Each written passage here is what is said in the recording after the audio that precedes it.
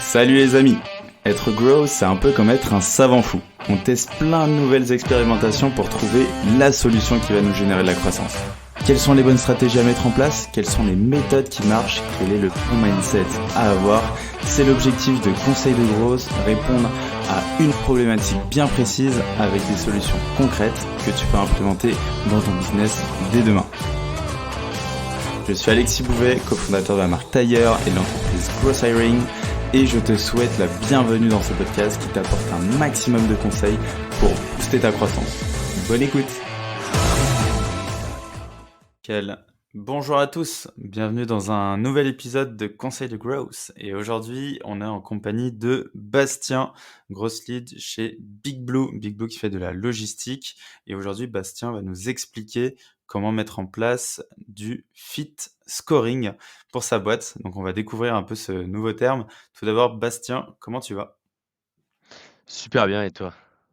Bah ouais, très bien. Tu vois, tu es l'avant-dernier call de ma journée, donc bientôt fini. Et en vrai, c'est trop cool parce que c'était une très dure journée. Donc voilà, je suis sur la fin et c'est toujours. Tu le cerveau préparé pour parler de FitScore, donc Ouais, parfait, exactement. Là, parfait. j'ai encore du jus de cerveau. J'en ai encore. Du coup, génial, Bastien, est-ce que tu peux nous expliquer en quelques phrases, tu vois, ce que tu fais, ce que tu as fait et ton appétence pour le fit scoring? Ouais, bien sûr. En gros, moi, j'ai rejoint Big Blue il y a 2 ans et demi. Au départ, on était 7-8, on était à Station F, et au départ, en gros, je vais faire la grosse, mais j'ai rejoint en tant que premier SDR, et donc on a fait un peu de cold calling, on a commencé à faire pas mal d'outbound pour aller chercher des e-commerçants et de vendre, la logistique e-commerce pour eux en France. Et en fait, au bout de 6 mois, on a commencé à recruter pas mal de sales. Je suis passé growth, et c'est là que la question du fit score s'est un peu présentée naturellement, parce qu'en gros, on peut faire des recherches sur LinkedIn, et cetera, bien sûr, comme on connaît un peu traditionnellement, mais en fait, ça couvre que peut-être à 30 à 40 du marché environ. Et en gros, ce Mhm. qu'on a été allé chercher, c'est de se dire: «OK, comment on peut trouver tous les sites internet qui vendent des produits en ligne et pas forcément sur LinkedIn?» Et donc là, on est parti du domaine. Donc, par exemple, tu utilises des outils comme Budwif, qui vont récupérer les CMS sur les sites internet, donc Shopify, PrestaShop. Tu as du Store Leads, Mhm. Charm.io, donc ces outils-là. Et là, tu pars du domaine et tu te dis: «OK, maintenant, comment je fais en sorte que ça arrive dans le pipe de mes sales, Ouais, enrichi, et surtout que c'est un bon lead pour les sales». ok. Et Donc toi, donc, tu es parti on de plusieurs problématiques, c'est ça? Ouais, c'est ça. En fait, Heu, ton truc, c'est tu pars de mon domaine. Après, ça pourrait être très bien, un peu autre, hein. Tu pars de LinkedIn, tu as un énorme marché, tu vois? Par exemple, tu prends l'e-commerce en France, tu en as 250 000 en France. Tu vas OK. pas tous les prospecter, et en gros, enfin, tu peux tous les prospecter de manière, par cold mailing, enfin, vraiment automatique, et cetera. Mais si tu dois nourrir des sales pour, du cold calling, t'as pas très envie qu'ils passent du temps sur des boîtes pas intéressantes, à faible valeur ajoutée, et encore pire, des deals qui sont très faibles et qui font que tu as un coût d'acquisition qui est hyper élevé par rapport au deal que tu vas signer, OK. OK, ouais, je vois. tu vois? Et du coup, le fit score, ça résout cette problématique-là. C'est de faire gagner du temps à tes commerciaux, faire en sorte que ton CAC, il s'explose pas non plus, et que tu Mmh. signes des bons deals dessus, parce que c'est quand même de l'outbound, donc forcément, tu as un closing rate qui est un peu plus bas. Et aussi, toi, de ton côté, imagine, tu attaques un gros marché, je sais pas, des entreprises entre, 50 et 2 000, 5 000 employés. Bah, en fait, tu vas en avoir beaucoup, tu vas avoir beaucoup d'industries, et la question, c'est: «OK, est-ce que je vais tout enrichir avec Dropcontact, Casper, Lusha, et cetera?» Mais ça va me coûter assez cher. Ça va te prendre Mmh. beaucoup de temps aussi à le faire, et du coup, tu vas te dire: «Attends, attends, avant de faire perdre du temps à mes commerciaux, de moi de perdre du temps, je vais peut-être prendre quelques règles hyper simple pour scorer les boîtes et prioriser, et au moins tu sais, le traditionnel tiers 1, tiers 2, tiers 3, répartir tes boîtes entre tiers 1, tiers 2, tiers 3. Comment tu les définis? Moi, je définirais par tiers 1, c'est une poignée de boîtes avec une grosse valeur ajoutée, enfin, un gros panier moyen, pardon. Tiers 2, OK. pas mal de boîtes avec un bon panier moyen. Tiers 3, beaucoup, beaucoup de boîtes, un panier moyen très bas. D'accord, OK, et comment tu détermines le panier moyen? Tu arrives à le C'est une data que Alors, tu. ouais. Ouais, En gros, enfin, panier moyen, en gros, ça va te dire plutôt la valeur de ton deal, ouais, OK. pour un sales, tu vois? Et en Mmh. gros, ton but, c'est de te dire: «OK, sur ces deals-là, par exemple, ces boîtes-là, normalement, je pourrais taper un deal», imagine, je sais pas, tu te dis, tes deals, ils sont entre 10 000 et 200 000 € à l'année, par exemple. OK. Bah, tu vas te dire, au début, tu prends des hypothèses, hein. Tu te dis: «OK, ceux qui sont à 150K en moyenne, ça sera mon tier 1, ceux qui sont à 100K, ça Mmh. sera mon tier 2 et ceux qui seront peut-être à 50K en moyenne, tu vas faire un tier 3». Tu vas essayer de splitter en ça et après, en gros, tu regardes tes clients, tu vois un petit peu tu polarises tes clients en fonction de ces 3 groupes-là et tu vas essayer de trouver des similarités. Tu te dis: «Tiens, c'est marrant, ceux où je fais, des gros deals, il y a beaucoup d'employés, mais il y a aussi, cette technologie dans leur système». Donc par exemple, si je OK. te prends un exemple plus concret, nous, des boîtes e-commerce qui font, par exemple des Facebook Ads, Mmh. automatiquement, on sait qu'on close mieux, on sait que c'est mieux, on sait que c'est des boîtes qui ont du trafic et cetera, donc on le fait. Donc on va le scraper et on va le remonter dans le tier 1 plutôt que dans le tier 3. Ouais, c'est ça, en fait, tu cherches des points C'est ça. d'attention, entre guillemets, des datas qui vont te dire, qui vont te donner un peu des hypothèses et que tu mets ensemble et après tu les tries par tiers. Donc j'imagine que tu as une sorte de notion de compréhension de tes prospects. Tu essayes de les comprendre au maximum? C'est ça, en gros, tu as le traditionnel, product market fit, tu vois, par exemple, notre produit, il marche pour les e-commerçants, OK. OK. Mais pas tous les e-commerçants. Tu vas peut-être avoir des e-commerçants, je sais pas moi, qui font, plus de, 500 000 commandes par mois. Bon, bah, eux, ça va être compliqué. Ceux qui font pas beaucoup de commandes par mois, tu fais pas énormément d'argent, donc tu vas peut-être pas proposer leur produit, même s'ils le veulent, hein. Ils peuvent peut-être potentiellement avoir ton produit, mais ça colle pas avec tes features actuelles, ils vont te demander de nouvelles features, ils vont te demander plein de choses. Du coup, toi, ce que tu veux, c'est: «OK, je vais regarder mes clients où ça marche super bien, ceux qui sont le plus contents et là où tu fais le plus d'argent», un peu comme tes 80-20, on va dire. Et là, Mmh. tu vas te dire: «OK, sur ces 20 de clients ou 30 de clients qui font tes 80 de CA, comment je fais pour comprendre quels sont les points communs dedans?» Donc du coup, bon, tout le monde est familier avec le ICP, donc Ideal Customer Profile. Mmh. Potentiellement, tous tes clients sont ICP, mais après dedans, tu peux aller chercher du tier 1, tier 2, tier 3 et donc ton tier 1, ce sera vraiment ce que tu veux vraiment prospecter et t'acharner dessus, on va dire, tu vois? Et donc du OK. coup, tu vas essayer de trouver des similarités, par rapport à tes clients et on peut se dire, par exemple, imaginons, tu dis: «Mon tier 1, c'est ce qui se rapproche le plus de mes clients. Mon tier 2, un peu moins et mon tier 3, un peu moins». C'est comme si tu avais, faut que tu imagines ton marché comme si tu as un énorme cercle et en Mmh. fait, dedans, tu as un petit cercle tier 1, ensuite tu dégrossis un peu, tu as un plus grand cercle tier 2 et après tu as le reste avec ton tier 3, quoi. Mais comme OK. ça, tu attaques tout de suite par le marché, enfin, tu attaques tout de suite par le côté le plus intéressant pour tes commerciaux, dans tes closings et cetera. Ouais, ce qui peut rapporter un quick win. Ouais, c'est ça. Et du coup, je me demande comment tu répartis, ce tiers 1, tiers 2, ta tiers 3. Est-ce que tu mets, 80 de tes efforts sur le tiers 1 et 20 sur, le 2 et 3? Ou, est-ce que tu le répartis en fait, je te dis n'importe quoi, mais par les compétences de tes commerciaux? Donc tu vas mettre le 1er tiers, qui est ultra chaud chez tes sales sur le tiers 1, puis après sur le tiers 2, sur le tiers 3. Parce qu'en gros, si tu rescrapes tout le temps de la data et que tu as tout le temps des nouveaux tiers 1, en gros, tes tiers 2, tiers 3, tu vas jamais les prospecter, en gros. C'est ça, en gros, c'est ça.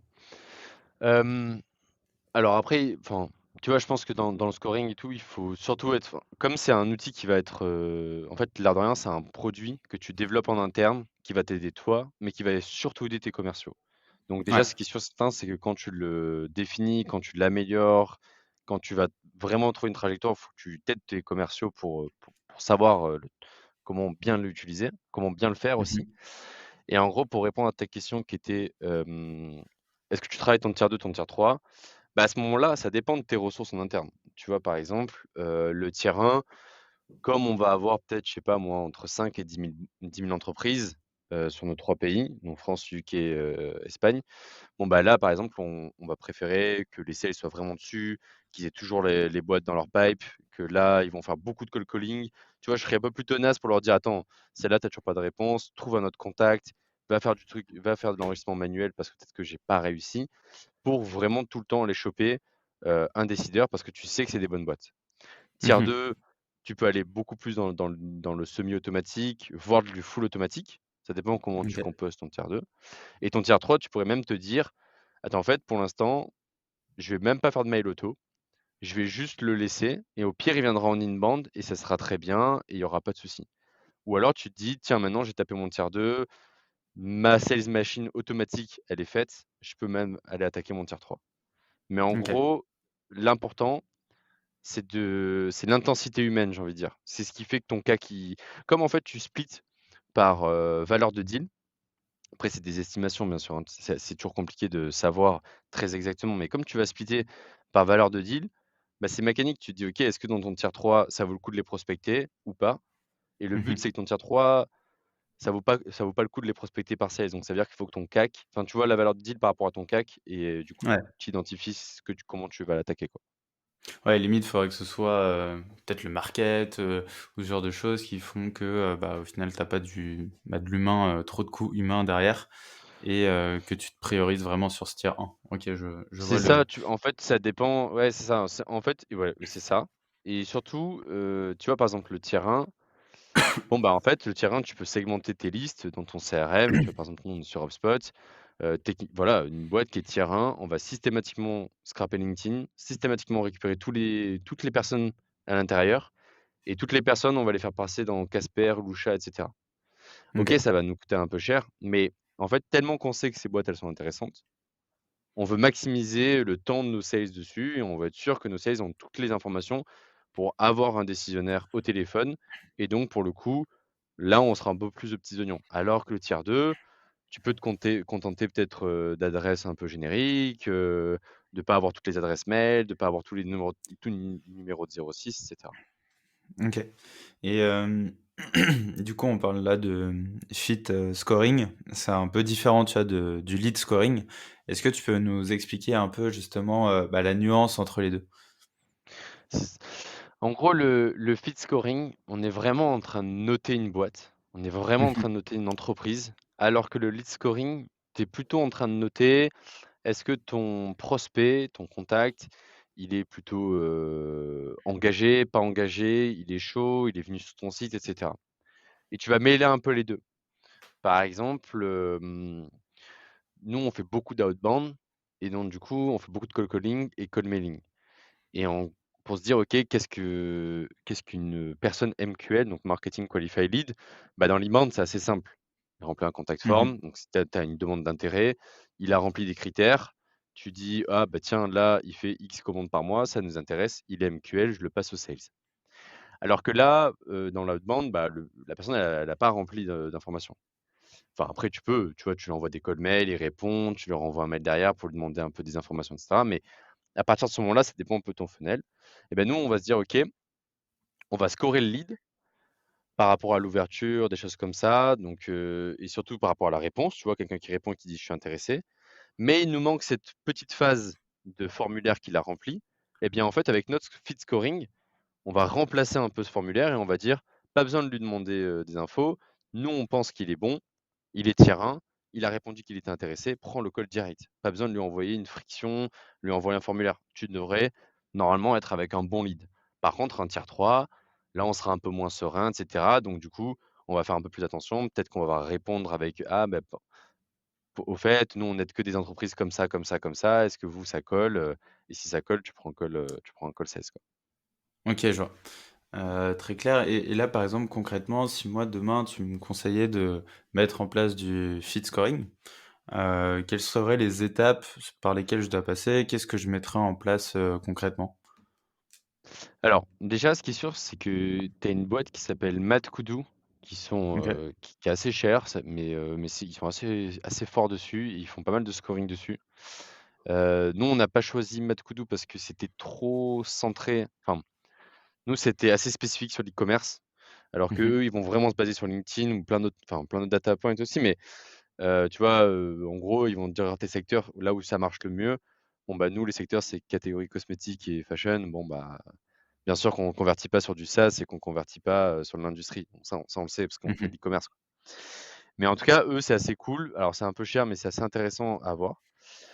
Au début, comme FeedScore, On est passé par toutes les étapes, hein. Franchement, on a tout tenté, on a tenté plein de trucs et cetera. Je pense que l'important, c'est qu'il soit le plus simple possible et tu peux Mmh. vraiment t'y perdre. Donc, tu peux faire un truc un peu à la lead scoring où tu fais des plus un moins un. Si tu veux faire sur une échelle de 10, ça peut se faire, mais tu peux te dire: «OK, si c'est une entreprise, qui est entre 5 et 20 employés, donc je lui mets, 2 points. Si elle utilise un CMS de type, Shopify, tu vas lui donner 1 point. Si elle a, je sais pas moi, un responsable logistique, parce que nous on vend à des logisticiens, tu lui mets 2 points. Si tu sais elle est chez un compétiteur, tu vois, chez un concurrent à toi, tu lui mets Mmh. 5 points par exemple. Tu vas regarder un petit peu des trucs que toi tu t'es aperçu qui closaient bien. Mmh. Tu vas voir les boîtes et tu te dis: «OK, ça c'est mes clients. C'est quoi un peu les points communs?» Faire attention par contre, à isoler quand même les points qui sont trop communs. Genre, par OK. exemple, bah, tiens, lui, il a un e-commerce. Oui, mais les autres aussi ont un e-commerce, donc forcément, ça va pas être discriminant. Il faut quand même que tu trouves des points communs chez tes clients qui soient aussi quand même discriminants par rapport aux personnes que tu ne closes pas. Mmh. Donc une grille avec des plus, un moins un, c'est très bien. C'est très bien au début parce que au début, ce que tu cherches, c'est pas forcément d'être précis, c'est pas forcément de prédire. Ça, c'est ce que tu peux chercher plus tard, avec une bonne équipe quand même. Mais en fait, ce Mmh. que tu cherches au début, c'est de prioriser. C'est de OK. prioriser ton enrichissement et prioriser la prise de contact de tes sales. Et surtout, aider tes commerciaux à se repérer dans leur pipe. Ils prospectent 200 boîtes par mois. Bon, bah, d'accord, mais lesquelles sont les plus intéressantes tout le temps? OK, et du coup, tu parlais aussi de prédictions. Est-ce qu'il y a des choses justement que tu mets en place sur, des prédictions ou à l'inverse, tu y crois pas trop? Bah, t'avouer que si tu demandes à mes commerciaux, ils me diront: «Tes prédictions, elles fonctionnent pas» et pour le coup, c'est vrai. Hem, En gros, on avait essayé de faire des prédictions. Comme notre ICP, il est un peu compliqué parce qu'on aura le nombre de comptes par mois, on va regarder le produit. On a pas mal en fait, derrière, on fait la logistique, donc derrière, il y a l'opérationnel. Donc si c'est du frais et cetera, ça peut être un peu bancal pour nous. Si c'est du verre, ça peut être un peu difficile, ça dépend pourquoi. Parce qu'on peut gérer, mais nous, on veut toujours focus sur ce qu'on sait faire aujourd'hui pour ramener le plus d'argent sur ce qu'on sait faire. Du coup, on avait essayé de faire une prédiction de chiffre d'affaires et ça, pour le coup, même si ça aurait marché, parce que en gros, ça a jamais marché, même si ça aurait marché, c'était toujours très incertain parce que c'est des données que tu relèves au Mmh. téléphone et c'est des données déclaratives. Et en OK. fait, pour moi, la prédiction, et c'est là où on s'est un peu trompé pendant 3 4 mois, c'est de vouloir prédire des choses déclaratives, qui tient du prospect qui va dire: «Ah bah oui, on a un budget de 4 000 €», par exemple, je sais pas moi, sur la communication. Toi, ton ICP, c'est à partir de 4 000 € la communication, donc tu as appelé 100 boîtes, tu en as, 20 qui t'ont dit, 4 000 €, d'autres qui t'ont dit 20 000, et cetera, et cetera. Et à la fin, tu te dis: «OK, ces boîtes-là, elles font, tant de budget communication. Je crée un modèle pour prédire le budget communication qu'elles ont». Mais en fait, les gens, c'est des menteurs et souvent ils se trompent, souvent ils savent pas, souvent, et cetera, et cetera. Et donc du coup, il faut que tu te fies, si tu fais une prédiction, sur un, une valeur tangible et qui est pas enfin, qui n'est pas déclarative. Mmh. Et en fait, c'est ce que fait Mad Kudu et c'est pour ça que je parle de cette boîte parce que je trouve ça assez bien. En fait, elle regarde où est-ce que tu as eu un meeting et avec qui tu as pas eu un meeting. Et ça, c'est très tangible, hein. Tu as un meeting, tu as pas un meeting. Est-ce qu'il est SQL ou est-ce qu'il est pas SQL? Est-ce qu'il est customer ou il est pas customer? Et donc du coup, là, tu peux tenter de la prédiction dessus. Et du coup, nous, on a changé pour faire de la prédiction sur meeting et sur la prédiction sur meeting, bah, pour l'instant, on est en train de en gros, on va remettre en place une espèce de reporting par cohorte. Donc en gros, là, tu regardes le mois de septembre, j'ai fait ces prédictions-là. Les boîtes ont été amenées dans le pipe des sales. Voici le résultat au bout d'1 mois, parce que tu as besoin de prospecter, et cetera. Tu as toujours de l'écart, enfin, tu as un écart type, quoi. Ouais. Et en gros, nous, ce qu'on s'est aperçu, c'est avant d'aller jusque-là et de travailler vraiment cette prédiction, tu as besoin de 3 choses. La première, c'est celle que je t'ai dite, c'est se focus sur prédire quelque chose de factuel qui est meeting, pas meeting. La OK. deuxième, c'est de trouver les points, de données qui sont discriminants et en fait, tu les as pas peut-être forcément dans ton CRM tout de suite. Donc discriminant, bah, tu vois, tu peux avoir le nombre d'employés, le secteur et cetera, mais tu peux avoir d'autres trucs. Donc par exemple, je sais pas, nous, ça peut être le trafic, les Facebook Ads, et je dis des trucs qu'on fait pas, tu vois? Par exemple, Google Ads et Mmh. cetera. Ça peut être tous ces trucs-là qui vont te permettre d'apporter de nouvelles informations sur ton CRM. La techno, je sais pas moi, est-ce qu'ils ont un entrepôt? Est-ce qu'ils ont pas un entrepôt? Des choses comme ça qui vont t'aider. Et la troisième, mince, j'ai oublié, je crois. La troisième, attends, meeting, enrichissement, non, je sais plus. Ah, je devais être mais ça me reviendra, je pense. Tu l'auras pas, ouais, il y a pas de Ouais, je problème l'aurai pour la et prochaine fois. mais oui, au pire, dans tous les cas, on le mettra dans la description de l'épisode. Tu pourras le mettre et en plus, ça invitera les gens à venir te voir pour te demander le troisième le 3e bullet point Ah sur purée, LinkedIn. j'aurais dû la noter. Ah ouais, c'est pas un souci. Mais déjà, Ah c'est oui, trop, voilà, trop c'est ça cool. la troisième. Ah, Excuse-moi, c'est bon, ça m'est revenu. vas-y. En fait, c'est, si tes données, elles sont vieillissantes, il faut faire un peu attention à ça. En OK. gros, nous on a ja enfin, comme on parce que si tu actualises tout le temps tes données, quelque chose que tu as mis en meeting il y a 1 an et ben la donnée elle sera plus enfin, elle sera forcément meilleure qu'avant, mais à ce point-là, à ce moment-là où tu l'as mis en meeting, tu as pas figé sur ton HubSpot ou ton CRM, tu as pas figé la donnée. Du coup, il faut Mmh. toujours faire un petit peu attention. En gros, je pense qu'il faut faire dans le 3e point, c'est prendre conscience que tu as des limites opérationnelles aujourd'hui et c'est pas très grave et c'est juste il faut y aller au bon sens, tu vois? Faut se dire: «OK, c'est pas parfait.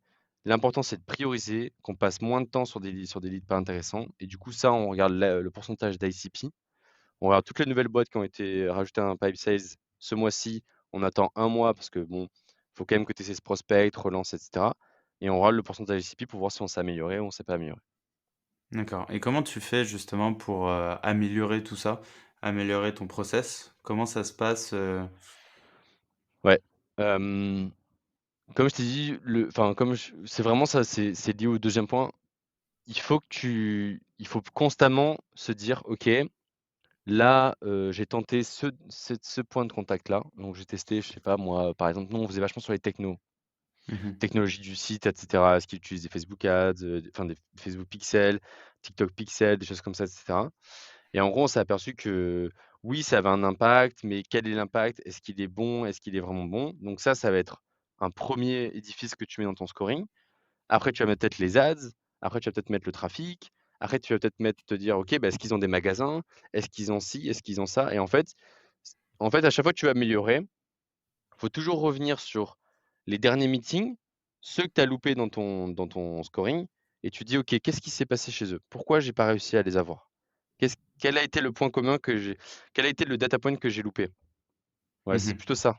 Si tu vas aller chercher OK. sur comme tes sales, ils vont pas forcément enfin, tu vois, des fois, ils vont mettre des meetings sur des boîtes que tu as mal prédit. Tu as de l'inbound aussi qui vient, il faut pas oublier l'inbound et forcément, tu as peut-être des boîtes que tu as pas, toi, scannées avant.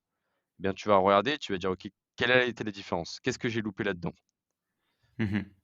Et des fois, Ouais. c'est, un nouveau data point ou tu as pas mis à jour des data points ou, ton enregistrement, il a été un peu bancal de temps en temps. Ça peut être ça, tu Ouais, OK.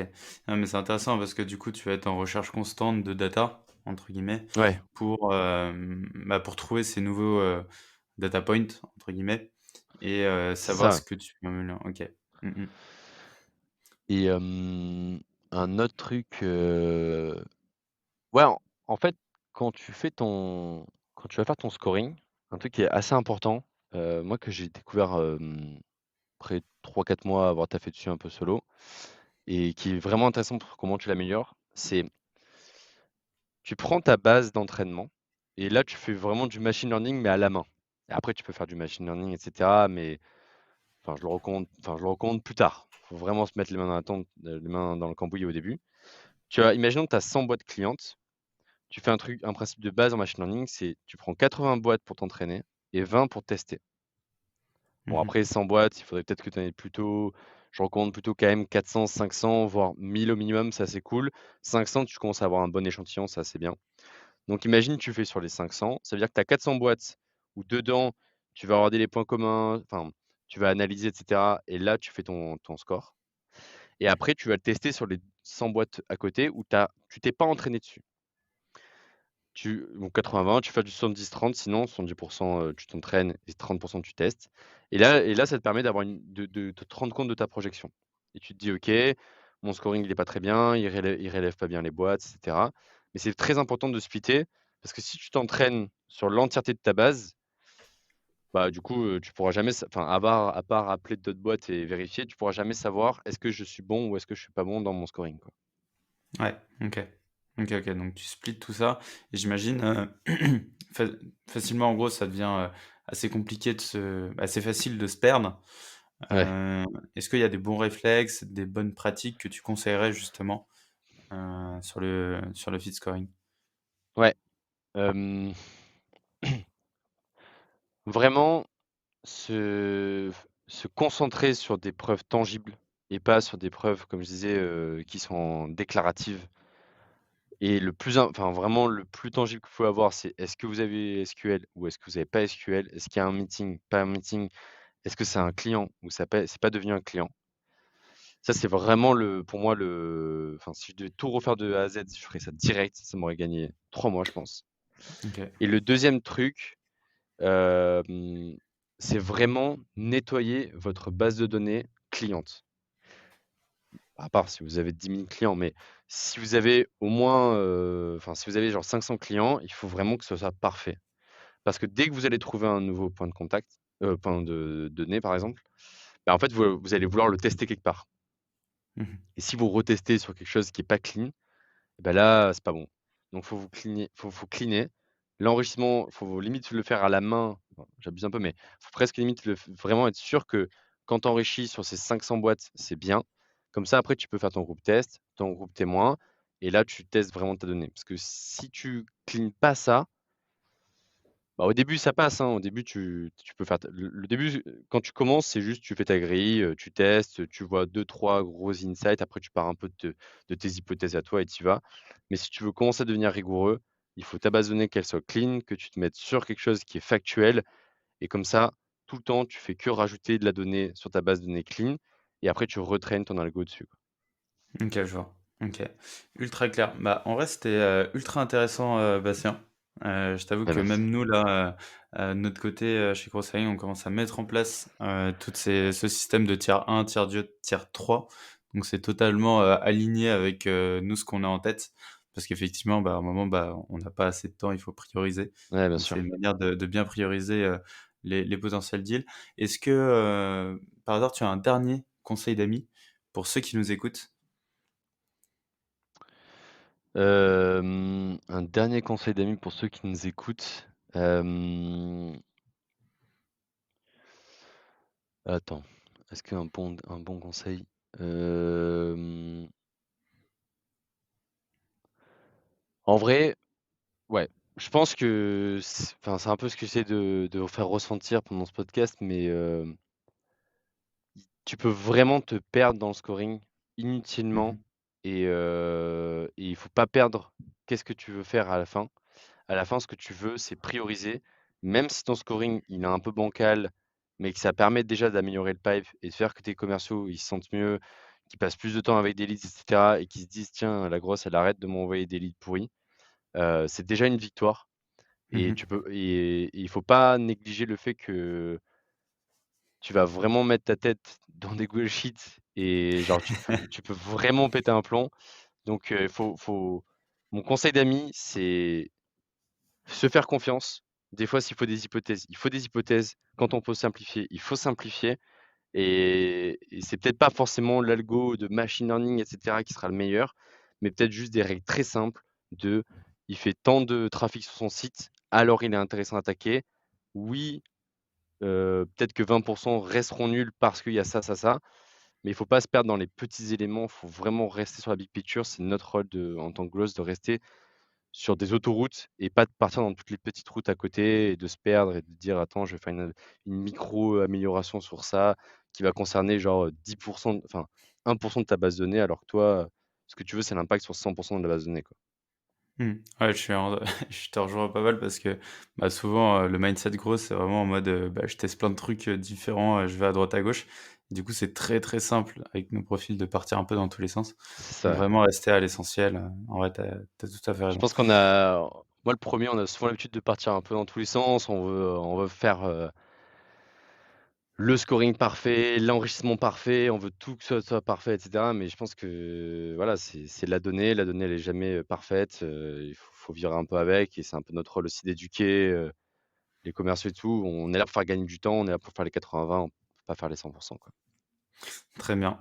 Parfait. Bah, merci à toi en tout cas, Bastien, pour Bah, cet merci à toi de épisode. C'était m'accueillir. très cool. Bah, avec plaisir. Et puis je te dis à très vite. Yes, bye bye. Prends soin de toi. Ciao, ciao.